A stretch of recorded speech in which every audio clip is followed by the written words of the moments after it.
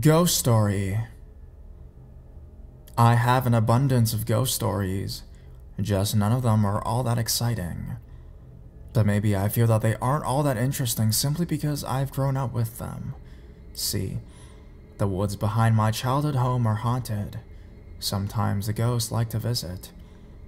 I'm not exactly sure why they have chosen my backyard, but they think that they probably date back to the Civil War.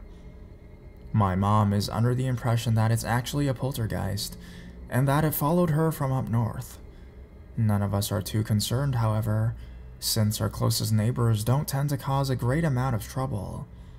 Now, here is where my stories begin. Before I was born, my mother and 4 of her older siblings lived in a trailer in the woods. I don't know how much of the time they spent there, since most refused to talk about it, but I do know that they were almost always scared. The screen door banged every windless night. Haunting faces constantly pressed their faces on the windows. Wild snakes, including snakes that are not from our area, were always attacking, and random, unexplainable bruises and scratches ended up on everyone in that trailer. The constant fear led one of my sisters to run away, gave everyone their severe insomnia, and has left my mom especially a bit off. Then, my family moved to just out of reach of the woods. At first, it seemed like the right decision. Nothing ever happened anymore. And then I was born. Weird creaking soon started up again. I was a good baby for the most part, never cried, never fussed. I was a good toddler as well, never cried, acted much older than I actually was. The only problem was, the older I got, the more common the creaking was. And while I was a very good kid, I was also a very scared kid. I could not be left alone. I had night terrors, and I quickly developed insomnia as a 3 or 4-year-old kid. I was scared of the dark. I hated being near windows, and couldn't go into the bathroom by myself until I was 10 or 11 years old. But despite all my fear, I was still a very good kid.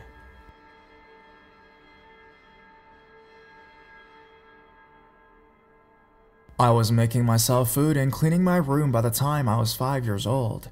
In fact, my family had so much faith in my ability to take care of myself that I was watching my younger brother at the age of 7. He was only 4 years old at the time and was also a relatively good toddler. But once we started being regularly left alone, that's when all the real trouble started. The ghosts would visit almost every night. They would start from either the front or back doors and would make their way to and up the stairs. The slow, heavy footsteps would then creak down our hallway, stop at my little brother's door, and violently shake the door. Then it would step over to my door and violently shake my door. After this, the thing would make its way down the hall, down the steps, and out a door. Some nights, it would leave the door left from open. Other times, it would close the door behind itself. My little brother took to sharing my room, and we shared the same bed for years after that. Soon after the nightly visits started up, both my brother and myself started to wet the bed. It was an odd thing, since both of us hadn't wet the bed in a while. Soon after this, the scratching started. Most of the time, the scratching came from my closet, and my parents blamed it on mice or a rat. But sometimes, the scratching came from underneath my bed or from behind the toilet, and it only seemed to get bad when I was alone. It got to the point that it was an almost constant sound though, and while my parents continued to say it was just a cute little mouse saying hi from being behind the wall, I soon noticed that they didn't really believe what they were saying. The climax to my story is that by the time I was 12 years old, I was so paranoid and I was such an insomniac that I was severely traumatized as a kid, especially when I started seeing a tall robed figure dressed in black. For months, I would see the thing, and for months, I had waited to die. Despite all this, most people didn't even know the extent of what was going on. I was still a good kid. I did what I was told. I smiled and played at the appropriate times. I seemed relatively normal, but I can assure you I was anything but okay. I moved out of that house soon after, and a while away, I felt kind of safe. But my mom still lived in that house, and I moved back to be with her. Creaking and scratching soon started up again, but that's when we decided to get cats. My cats have been my saviors. I'm 20 years old now, and still live in this house. I never go near the woods. I always have my cat close, and I'm never home alone. Most paranormal activity has stopped. Besides the random locking of all doors, for some reason they like to lock me out on occasion. I'm okay with that though. I can live with sleeping in my car every once in a while. Again, I don't find this a truly interesting story, nor do I think it's all that scary. Nothing ever happened to me, and while I'm still a bit of a paranoid insomniac, I'm mostly okay. My family is okay, and I still live in the same house, so it can't be that bad.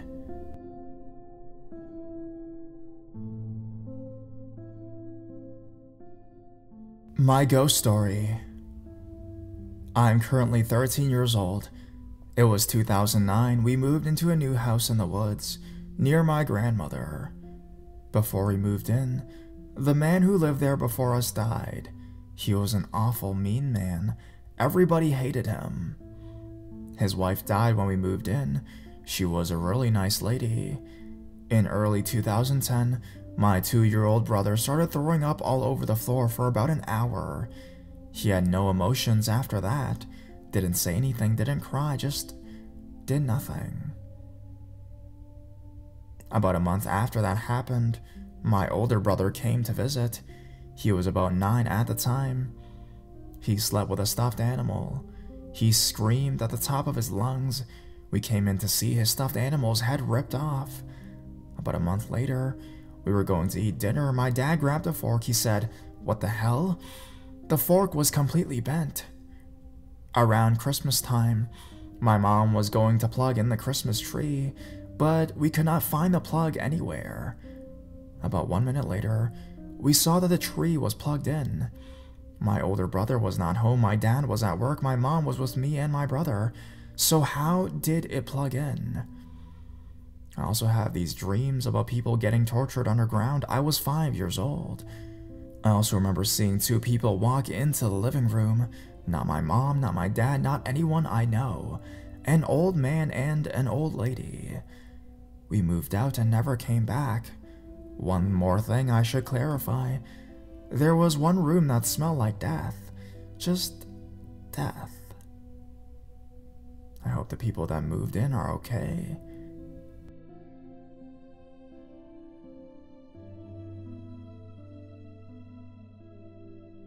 In the woods. Hey Horror Studio One, I've loved your channel for a while now. I think you're probably one of the best horror story readers on YouTube, which is saying a lot. I agree with wanting to get back to your roots, so I'll support you by commenting and sending you my best story. I don't know if it's ghost related, but it is likely supernatural and it is in the woods. Please enjoy. A few years ago, I, along with my 2 cousins and older brother, went to visit our grandfather together over the summer and stayed with him for about 3 weeks.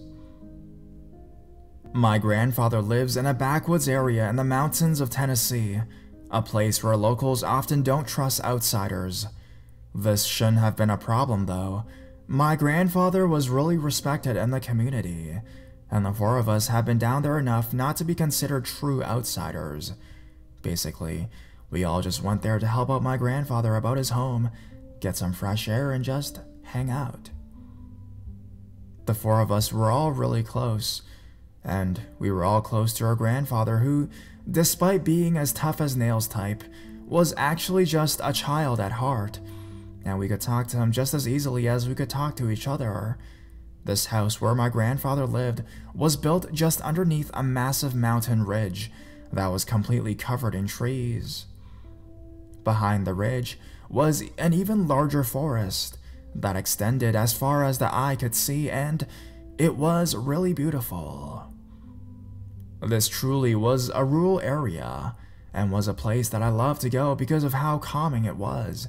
I should clarify, I am an extreme skeptic when it comes to the supernatural or anything of that nature, and I've racked my brain for anything else this could have been, but I just can't. Sometimes at night, I think about whatever this thing was. It still haunts me. I remember it was about a week into our stay when I woke up in the middle of the night and just couldn't go back to sleep. I got up and just sat on the couch for a minute, not quite sure what to do. My younger cousin Anna, who was about a year younger than me, came into the room soon after I did. "Hey," she said to me, "you couldn't sleep either?" The two of us just sat there and talked about our lives for what was probably about in half an hour when we heard something. It sounded like some sort of strange animal noise outside, and a fair distance away. It sounded similar to a wolf, but even at a distance I could tell that it sounded deeper. Neither of us really thought about this too much though. We actually thought it sounded cool. Anna turned to me after we paused to listen to it. "What do you think that was?" she asked. "Probably a wolf or something." We heard the animal a few more times, but it went silent for a while, and Anna and I began to forget about it. About an hour later, Anna and I were still talking and joking around when we heard something just outside the house. It sounded like someone was banging on something with extreme force. I knew that the area that my grandfather lived in, despite being beautiful, had a lot of meth labs and marijuana farmers in the area, and I thought it was some kind of junkies or something, probably looking to steal some of my grandfather's things. I stood up and looked out a large window, which gave me a direct line of sight to the supply shed, and I saw that the door, which was usually chained shut with a padlock, was hanging wide open, and I knew that we had closed it earlier that day. "Anna, go get everybody up," I told her, which she seemed to be totally okay with doing. The house was really big, and Anna had to go to the opposite end of it and up a flight of stairs to get the others, which gave me plenty of time. Stupidly, I was about to go off and scare away the junkies. I was 17 years old at the time and a varsity swimmer, and was a physically imposing guy. And with my equally imposing older brother, older cousin, and grandfather, I thought we could easily scare off these guys. But I, like a complete idiot, decided to go out alone first. I grabbed the rifle that my grandfather kept hanging on the wall and took it with me as I went out the door, which had a direct line of sight to the tool shed. I quickly grabbed a full clip of ammo, which my grandfather kept near it, and loaded the gun. I wanted to clarify that I had absolutely no intention of shooting anyone. In fact, I'm not even a good shot, but if I had to, I wanted to be able to fire off into the distance, as it was dark outside, and I don't know if they'd be able to tell if I had a gun or not. Basically, when it comes to junkies, you never know what they might do. So, I stepped outside the house onto the porch, and for some reason, the first thing that struck me was how cold everything was. Sure, I mean, it was nighttime, but it was also in Tennessee in the middle of the summer, and it felt unusually chilly. I yelled out at the shed, "You motherfuckers need to leave, or else I'm gonna go all medieval on your asses." My eyes were pretty well adjusted to the darkness of outside, and with the stars and moon out, I could see fairly well, except for the shed, that is. The inside of it was like an inky black void. I saw something crawl, or rather lumber, out of it though, and my heart sank when I saw it. It was the single most terrifying thing that I could ever imagine seeing. I remember seeing its hands first, long, sinewy things that gripped the shed's edges like something straight out of a horror movie. Then it pulled itself out and stood upright just outside the shed, standing some 8 or 9 feet tall, whatever it was. It certainly wasn't human. It was skinny, but at the same time looked extremely powerfully built. It had disproportionately long arms, tipped with what I'd imagine were clawed hands. It looked to be covered in hair. I could not make out its head, but I knew for a fact that too was not human. It definitely wasn't a bear either. The thing was too skinny. I froze there for a second, with this thing staring at me. It must have only been a second, but it felt like hours. Through sheer panic, I brought the gun up and shot at the thing. Like I said before, I'm not a good shot, and I don't know if I was just hoping to scare it off, or if I was actually hoping to hit the thing. Naturally, of course, I missed, and I saw the thing react, getting down and running off into the woods. And yes, it was fucking running, taking steps on 2 feet for a little while, and then falling to the ground to move on all fours like a bear for a bit, only to stand up again. The thing moved with stunning speed, and made its way up the ridge and into the vast forest beyond. I collapsed to the ground, and began panicking after that, clutching the rifle like a safety blanket. My grandfather, cousins, and brother come out absolutely frantic, likely after hearing what I'd just shot at something. I tried to answer their questions as to what I saw, but I just couldn't. I do remember finally being able to speak again when they said that they wanted to go outside to try and find whatever did this. I begged them not to, telling them it might still be out there. When I was finally able to tell them what I saw, my grandfather took what I said deadly serious, as did the rest of my family. They knew that I was a skeptic, and that I wouldn't be making this up. Most convincing of all, though, was that the chains were actually ripped apart in one place. They weren't thick and heavy-duty chains, but they were thick enough for it to even be a stretch for a bear to break it, at least a black bear. So, the entire rest of the trip, the nights were hell, and I don't think I ever got even a little bit of sleep. If you think that was the last time I saw this thing, I wish you would be right. My last night there, I looked out a window that overlooked the road that just ran by the house, and I saw it standing there, looking at the house, just fucking standing there.